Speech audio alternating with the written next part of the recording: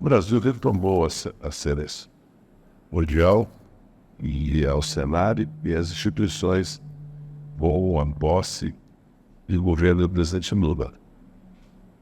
Isso é muito importante.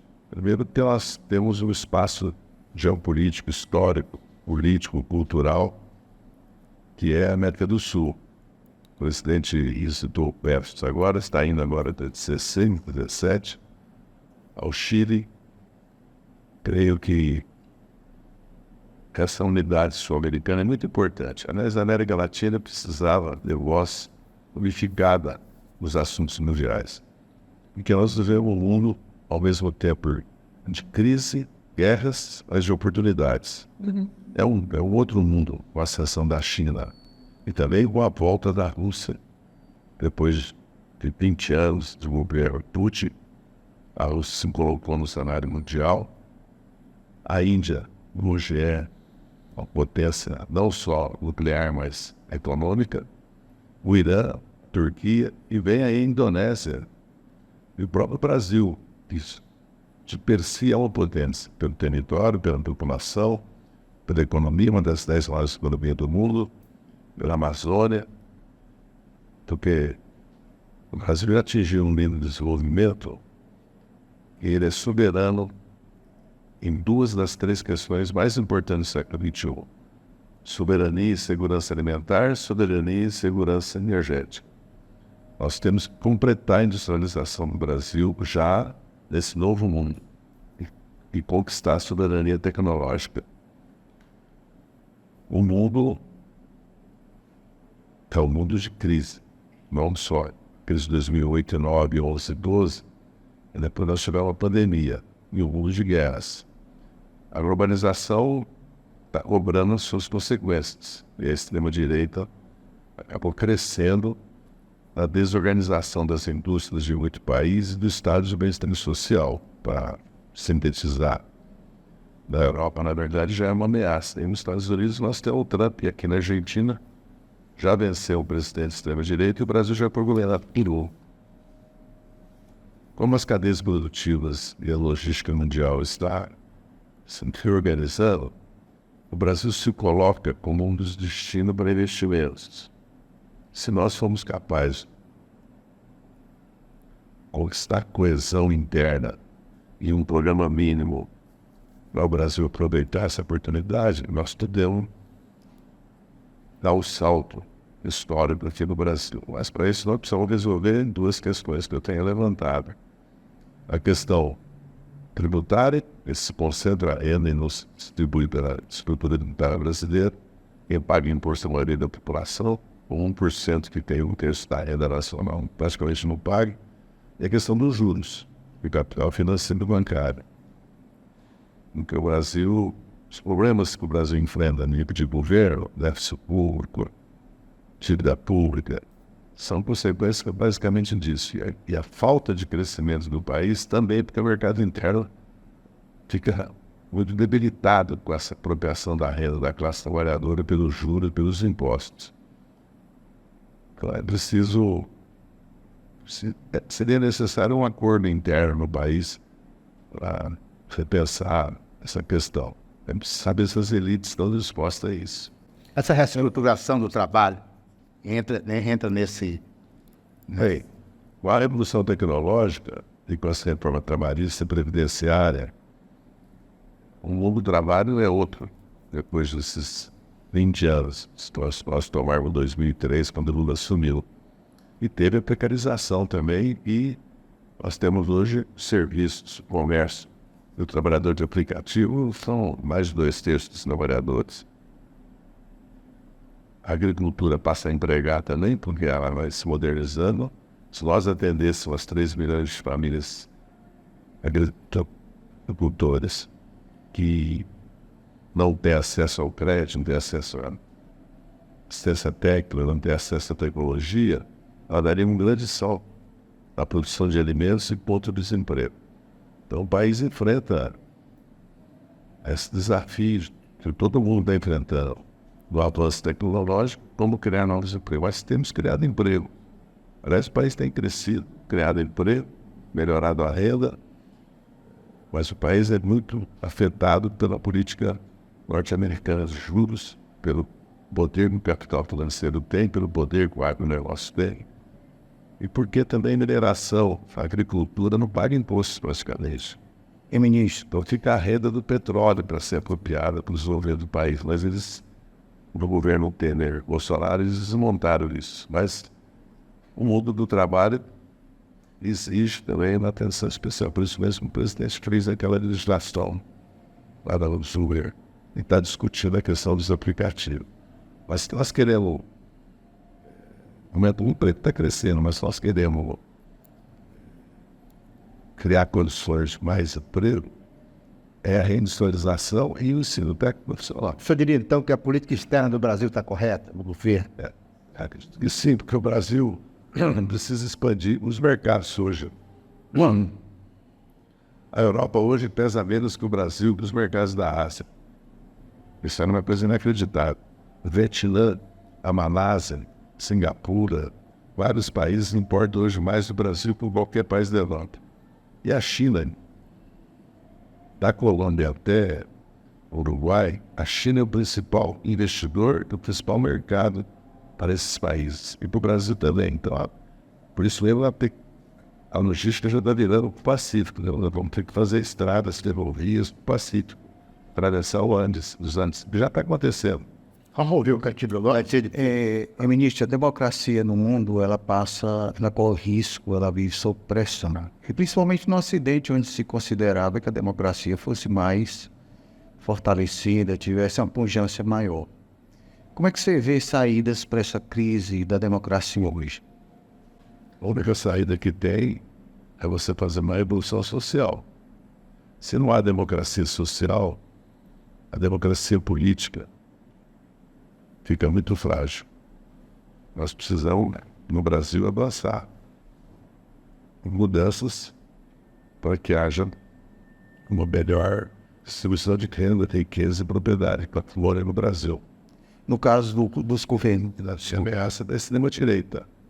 Mas aqui no Brasil nós vivemos sob ameaça do bolsonarismo e vivemos sob ameaça da articulação conservadora internacional que acabou de se manifestar agora nessa crise que o proprietário do ex-Twitter, né, do Grupo X, ameaçou diretamente o Supremo Tribunal Federal, o governo brasileiro. E nós estamos vendo o bolsonarismo se articular internacionalmente. E ele pregou, defendeu e tentou dar um golpe de Estado. Eles estão respondendo por isso na justiça e não aceitam. Eles estão fazendo uma pressão para que os processos parem, que nem uma anistia. A verdade é que eles, se voltarem ao governo, vão implantar uma ditadura no Brasil. Tem dúvida nenhuma. Mas nós temos um desafio, são as eleições de 26, que eles vão tentar formar uma maioria no Senado, bloquear a ação do Supremo Tribunal Federal e praticamente bloquear o governo. Se eles perderem o governo, a maioria dos liberais criam um impasse institucional e bloqueiam o governo. No caso dos governos Lula 1 e 2, ele teve aliados mais estratégicos no setor econômico. E agora no Lula 3, ele tem dificuldade de fazer parcerias com o setor econômico, porque tem o setor da indústria que está enfraquecido. Como o governo Lula pretende fazer essa revolução social para fazer distribuição de renda e barrar o avanço da extrema-direita e até da direita, porque a direita herda um pouco o espólio da radicalidade do Bolsonaro. Eu digo que a gente vive o ciclo hoje, que é muito parecido daquele tempo, que era a extrema-esquerda que puxava para um lado e que a gente era ameaça. E hoje é a extrema-direita que puxa pelo outro lado e que ela é ameaça. E que ela termina saindo de cena e você tem uma direita que vai faturar em cima do papel da extrema-direita, do recuo da extrema-direita. Como é que você vê isso? Os aliados do governo, do Lula nesse nova gestão? O governo do Lula 4 anos. Quando pensar num projeto de 8, 12 anos. Porque certas questões não se resolvem agora no primeiro governo. Cada declaração de força. E você tem que retomar uma mobilização popular, sindical, mobilização social, para que o governo dê uma aliada como eles fazem pressão, nós também, Felipe, teríamos que ter essa força.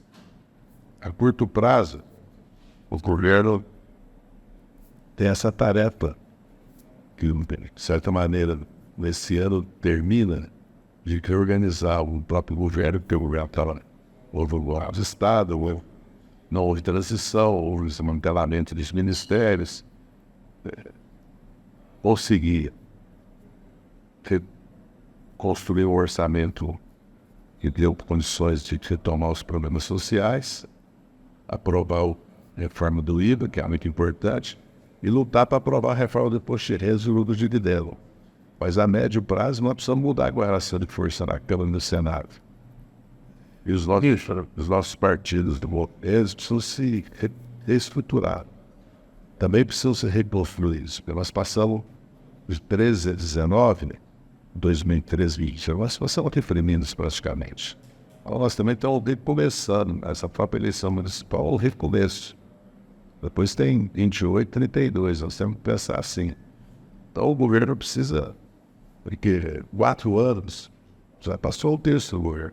Há uma certa angústia na esquerda. Deixa eu perguntar aqui para uma ideia que o senhor vem defendendo em suas falas. Nesse tocante aqui, o que a gente falou de reconstrução do Brasil e tal. O senhor fala que da frente ampla. Inclusive, teve uma oportunidade, o senhor que aprendeu a história da frente ampla e do Brasil, as características do Brasil, lá no episódio da Direta, em 1984. Como se montar essa frente ampla? Como operacionalizar ela agora? Ela foi montada para a eleição do Lula com o Alckmin. Então. Como tornar isso mais visível para a sociedade nos dias de hoje? E como essa frente ampla teria condições de bancar no projeto do Brasil? Teria um programa amigo, é uma frente ampla, que pela vitória Lula. Ela tem que estar retratada no governo, no programa do governo, e também tem que estar retratada para a sociedade. Devia ter uma cara, uma liturgia, sede, reuniões, pronunciamentos, apoios, mobilizações, tanto à frente de esquerda ou de centro-esquerda, numa federação, nós temos uma federação do PCdoB e do PV, como a frente ampla. Isso não foi feito, nós perdemos 1 ano e meio. E a sociedade percebe isso, porque nós estamos falando de uma direita que hoje tem partidos políticos, não nos segundamos. Os partidos de direita estão se transformando em partidos com movimentos, base, sete, recursos, educação política e mais. Hoje nós temos uma direita, sem a extrema-direita e sem nós, tem 300 deputados. Sem os governos do BR, sendo 130 nosso. E nós estamos falando de uma direita que tem programa, se você vê hoje a propaganda partidária dos partidos de direita, eles se dizem, somos de direita conservador, essa aqui é a nossa agenda. Então, e ela está crescendo nas eleições municipais. Se você olhar os dados, ela veio nas últimas 3 eleições aumentando cada vez mais o peso real municipal. Com as emendas impositivas, os seus deputados ganharam muito mais força também política eleitoral. Então o desafio para a esquerda é muito grande. A esquerda não tem que Você fazer essa frente ampla e esse projeto, você precisa pactuar com um diferente. né? Mas esse não é o problema. Nós podemos pactuar e eleger, porque de certa forma nós temos as 5 eleições com essa. O MDB foi visto da Dilma 2 vezes. Hoje o Alckmin trouxe parte do PSDB, está no PSB, é vice do Lula. O Zé Alencar vem do PL. Ele era um dos maiores empresários do país, apesar que era um empresário diferenciado, porque era nacionalista, um empresário com uma visão crítica sobre o papel do capital financeiro no Brasil. Porque essa questão do capital financeiro no Brasil é muito grave. Estou pensando na renda fiscal, só da dívida pública, todo ano é quase 5% do PIB.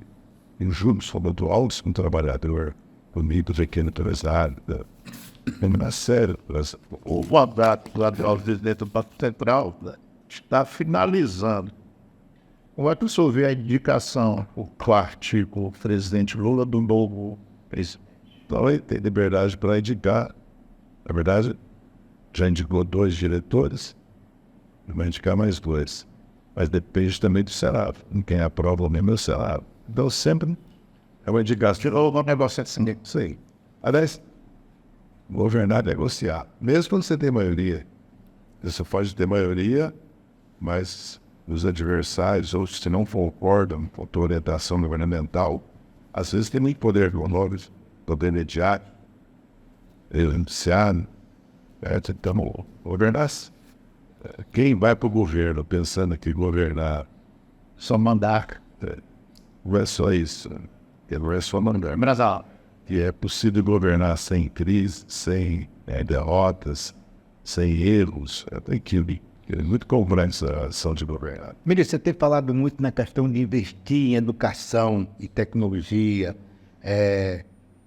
no ensino médio. Como é que o senhor vê essa questão atual? Como investir? De que forma?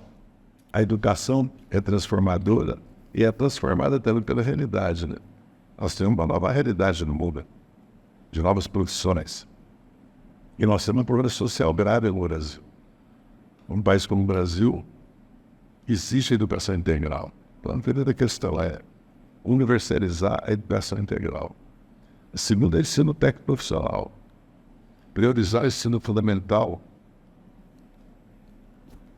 Melhorar a qualidade da educação. Apoiar os professores, informatizar as escolas, adotar métodos de ensino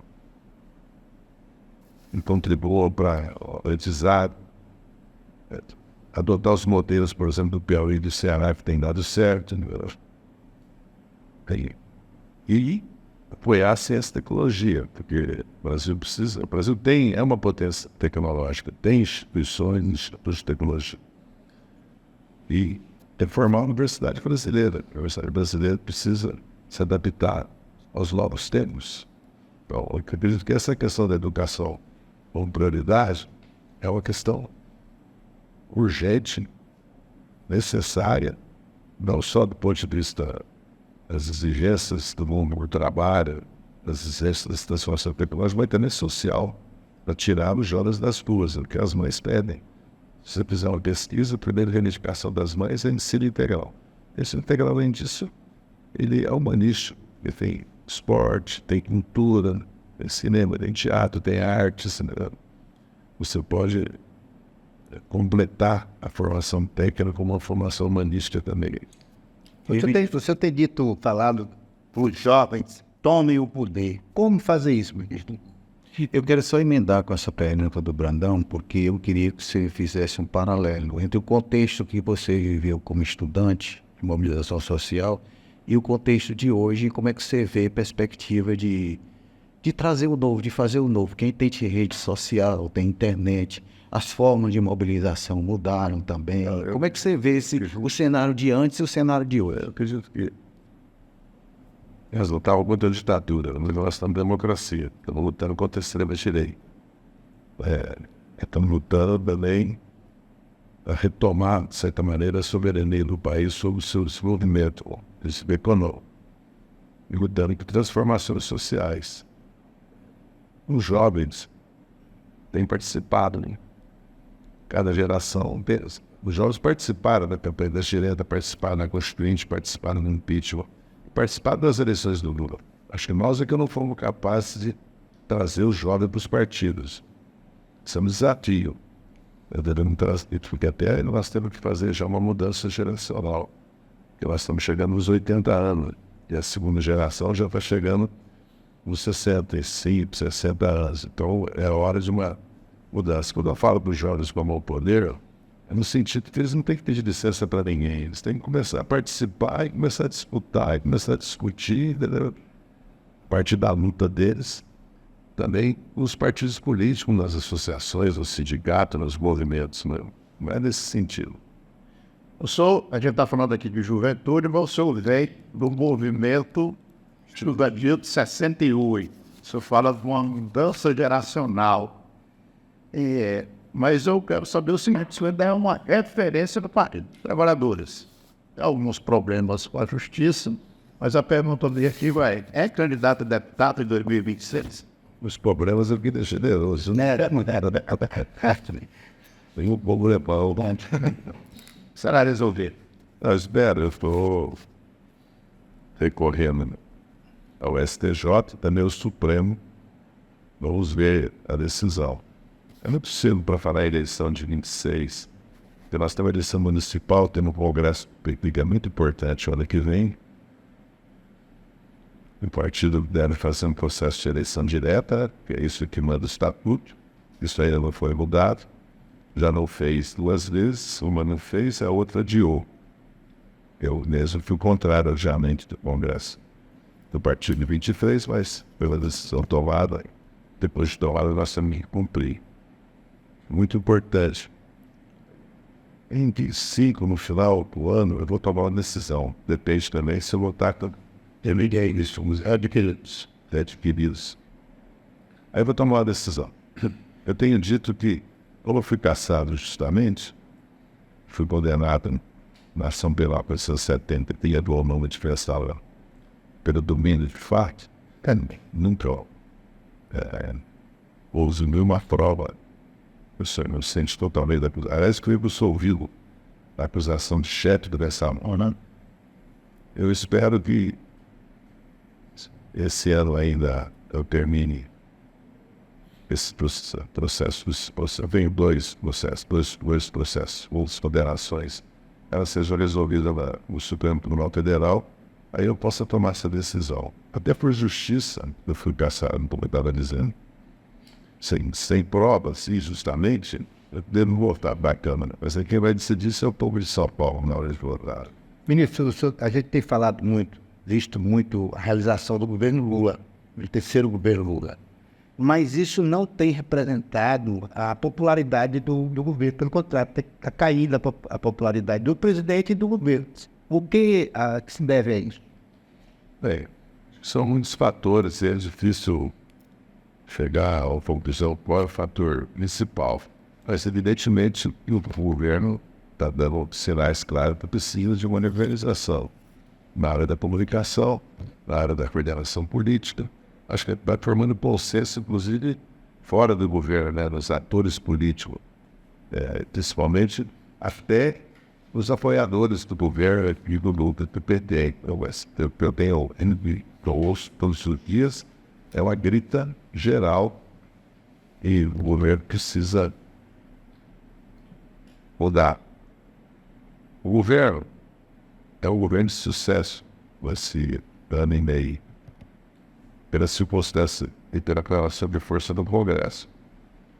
E o Congresso elaborou medidas importantíssimas, não só a PEC da transição, viabilizou a retomada de todos os programas sociais, houve também pelo crescimento econômico, da renda, do trabalho, pela melhora da imagem do país, da credibilidade, da segurança jurídica, e também pela paz interna, vamos dizer assim, né? É um país de conflitos sociais gravíssimos, principalmente o crime organizado, o narcotráfico.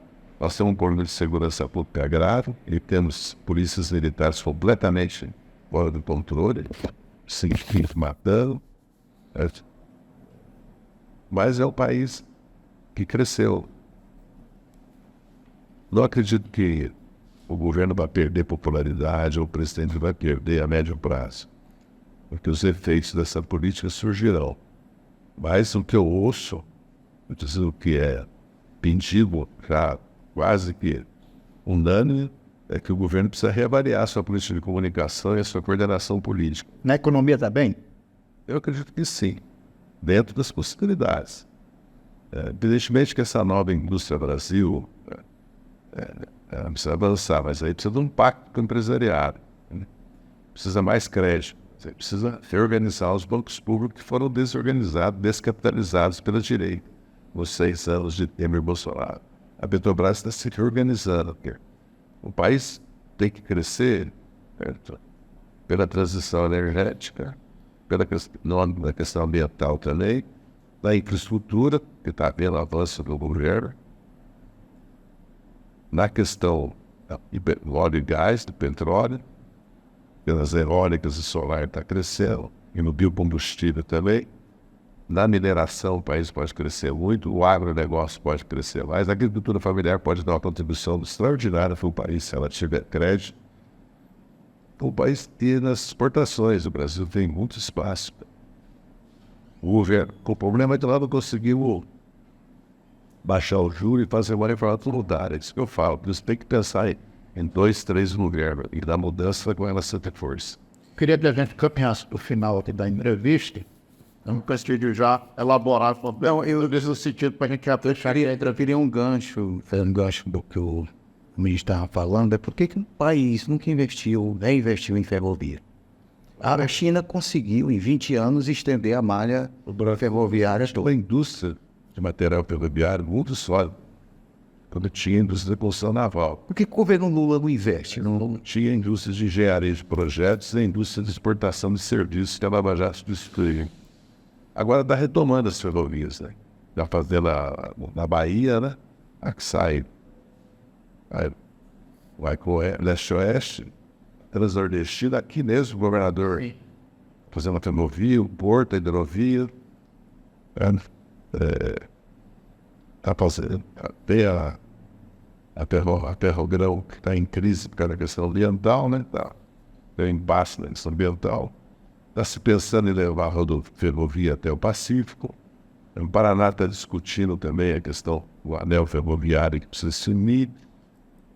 Tem avanços, tanto em questão portuária como em questão ferroviária, tem avanços. Uma coisa que está em crise é a questão aeroportuária e da aviação, porque a demanda é muito grande, as passagens estão caras, os aeroportos estão superlotados, as companhias, 2 delas estão em recuperação judicial, né? A Gol e a Latam. Como é o interesse nacional de segurança nacional? Porque um país não pode investir em aviação.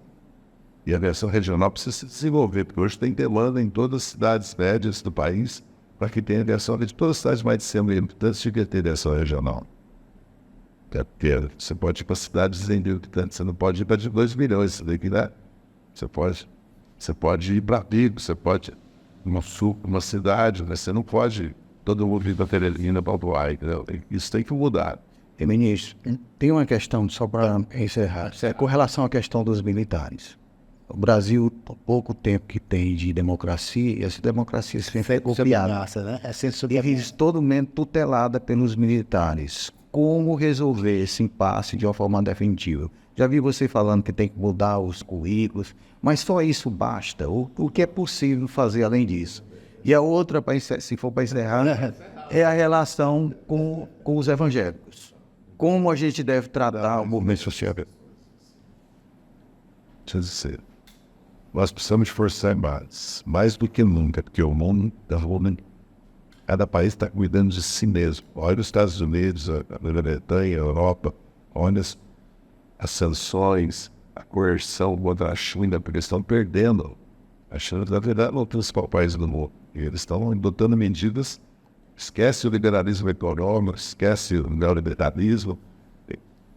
O Trump está investindo, Biden está investindo 3,4 bilhões de dólares em preços.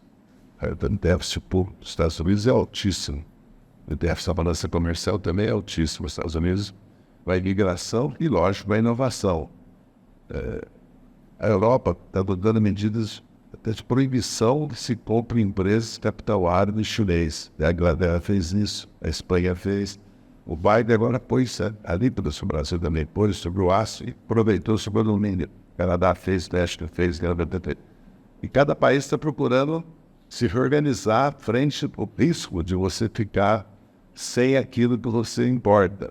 Nós importamos IPAs, ou seja, toda a indústria de fármacos e agricultura precisa, os produtos químicos, os fertilizantes, a tecnologia. É muito grave. Se dá uma guerra na Europa, se dá uma guerra na Índia, se dá uma guerra agora, como por exemplo entre Israel e Irã. O efeito aqui é... O efeito é grande. Então os países estão tentando se reestruturar. Então, essa questão que você fala, precisa de defesa nacional. Então, precisa de forças armadas, outras forças armadas, para o mundo atual, que é a aeronaval. Porque as fronteiras, nós não temos guardas de fronteira. Nós não temos guarda costeiro. As forças armadas ficam com essas missões. Cadê a norte? Não é uma função das Forças Armadas. O projeto rolou, não é uma função das Forças Armadas. Controle do espaço aéreo, se civil, voltou para os militares. E o Lula acabou de aprovar 52 bilhões de investimentos, se não me engano, nas Forças Armadas, os principais projetos de cada área. Agora, os militares têm que, como se diz, voltar para os quartéis, despolitizar, despartidarizar, porque houve muita participação dos militares no governo Bolsonaro, na eleição do Bolsonaro e na tentativa deles de dar o golpe. Isso não pode, é proibido pela Constituição. Tem que rever o artigo 142, aí tem que reformar as Forças Armadas, vai ser uma outra discussão. O importante agora é que o Supremo já declarou que não existe poder moderador das Forças Armadas, pelo artigo 142, como existia no artigo 14 do Império, que o imperador era o poder moderador, mas isso não existe. E o compromisso do Estado-Maior das Forças Armadas é voltar para os quartéis, despolitizar, despartidarizar. Isso significa também que os militares têm que ir para a reserva para ser candidato. E eu opino que militar da ativa não pode ocupar cargo no governo. E os militares também, já que as polícias passaram a ser militar, que antes era força pública, né, guarda civil, guarda bem, eles também deveriam terem que ir para a reserva para ser candidato. E deveriam ter quarentena, inclusive, para alguns setores. Essa é uma discussão. Você precisa maioria no Congresso para aprovar, entendeu? Então, acho que o importante é a decisão do Supremo e o compromisso das Forças Armadas de voltar para os quartéis e se despolitizar e despartidarizar. Mas aí fica esses problemas, promoções, a porta de entrada que é única que é a mão, ninguém acende para depois de capitão, então, vai a série de problemas. Os currículos, promoções, a porta de entrada, porque as Forças Armadas, elas têm um status. O país já garantiu para elas o status pessoal. Eles se aposentam sem limite de idade, aposentadoria integral, eles têm previdência própria, saúde própria, educação própria, clubes próprios. A filha recebe. Que aspecto. É só antes de 2000, mudou, felizmente. Eles têm uma previdência própria. Então eles têm uma situação. E o Bolsonaro aumentou muito os salários deles. Deu uma série de vantagens. Quase dobrou, triplicou. Aí eu falei isso, aí a direita começou a dizer que eu estou pedindo para cortar o salário dos militares. Eu não estou propondo cortar o salário de tudo, sendo que eles não têm o que reclamar. Então agora nós temos que pensar na reforma, por exemplo. O Ministério da Defesa tem que ser o Ministério da Defesa, não pode ser esvaziado em ter um GSI. Isso é a minha opinião pessoal. O GSI devia estar dentro do Ministério da Defesa, não lá no Palácio Planalto. Até porque não defendeu o Palácio Planalto, nem a guarda presidencial, os dragões lá da independência, nem o batalhão da guarda presidencial, nem o GSI defenderam, que é automático, não precisa ninguém dar comando não. Imagina, alguém precisa dar comando porque a tua casa está sendo atacada. Você já vê? Não tem sentido. Se você tiver uma arma legal, você se defende. Se você tiver acesso a uma emergência policial ou da empresa que dá segurança, você é automático, a empresa vai lá, você não precisa chamar a empresa de segurança. É como você ter um alarme para a delegacia ou para a empresa de segurança e eles tocarem, eles não. E a empresa não vai lá. Tem autorização ainda. Aconteceu, ficaram esperando, eles ficam alegando que não houve fase de comando. Aí quer culpar o ex-chefe do GSI, o general Dias, disso. É evidente que aquilo foi tudo organizado. Ou foi organizado de roubar as torres, o papel da PM, o papel do governador de Brasília, tudo isso foi articulado, o Anderson tirar férias. Havia uma tentativa de golpe real. Muito bem, os assuntos são muitos e a gente não tem condição de esgotá-los. Foi só a entrevista, eu queria agradecer. Então, essa participação no Pensar Piauí da terceira vez do ministro José Dirceu. Acho que no Piauí hoje é a primeira vez. É a primeira. Obrigado no Acesso Piauí. Então, obrigado também ao Brandão, ao Cantilho e ao Zé Dirceu.